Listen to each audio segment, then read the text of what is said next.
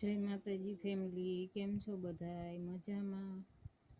હું તો એટલું જ કહું કે થઈ શકે ને તો દીકરીને હારે મોઢે બોલાવજો. એ તમારા કોઈ પૈસાની કે વસ્તુની લાલચ ન કરતી હોય.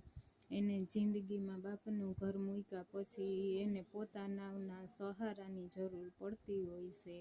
અને એમ કે મારા સાથમાં હશે ને તો હું ગમે એવી પરિસ્થિતિમાં જીવી લે. તો હવે પોતાના જેના સાથમાં ન રહે તો એ બિચારી ન ધારીને આધાર વગરની જાય તો જાય ક્યાં. એટલે બધાય ભાઈઓને અને વડીલોને એટલી વિનંતી કરું કે તમારી બેન દીકરી હોય અને દુઃખી હોય તો એને હારે મોઢે બોલાવજો.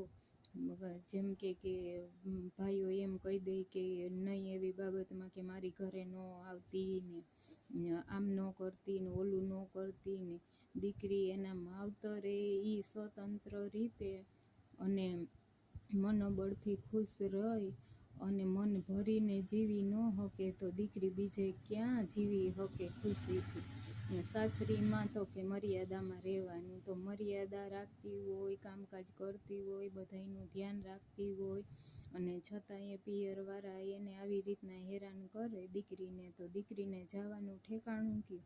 મારે કહેવાનું એટલું થાય છે કે જ્યારે પિયરમાં એ મન ભરીને જીવી ન શકે ને મન મોકરું મૂકી અને માણી ન શકે તો એને બીજે જવાની જરૂર શું છે? ક્યાંય એ આવી રીતના જીવી શકશે જેટલી માવતરને ત્યાં ખુશખુશાલથી જીવતી હોય એવી રીતના? તો બધાએ એની બહેનોને સારી રીતના રાખજો, બોલાવજો અને સારો આશ્વાસન દેજો બિચારીને. બાકી પરિસ્થિતિ તો ગમે એટલી હશે, લડી લેહે દીકરીઓ, પણ જ્યારે પોતાના આવી રીતના કરશે ને તો એ દીકરી હારી જાહે. કેમ કે પોતાના સાથ મૂકે ને એટલે એ દીકરી પાસે ગમે એવી તાકાત હોય ને તો એ ભાંગીને ભૂકો થઈ જાય. કેમ કે સૌથી વધારે તો એને સાથ એના પિયરમાં એના બાપનો અને ભાઈનો જોતો હોય. જ્યારે એ જ ન મળે એને તો એ બિચારીને જવાનું ઠેકાણું કયું? ને દીકરી કોને બાપ કહેવા જાય અને કોને ભાઈ કહેવા જાય? તો એ જીવનમાં બધાય રિશ્તા જરૂરી છે, નથી એમ નથી, બધાય જરૂરી છે. તો ભગવાને તમને દીકરી આપી છે તો તમે હારા એ બોલાવો ને. એ ક્યાં કહે છે કે તમે અમને હીરા મોતી ઝવેરાત આપો.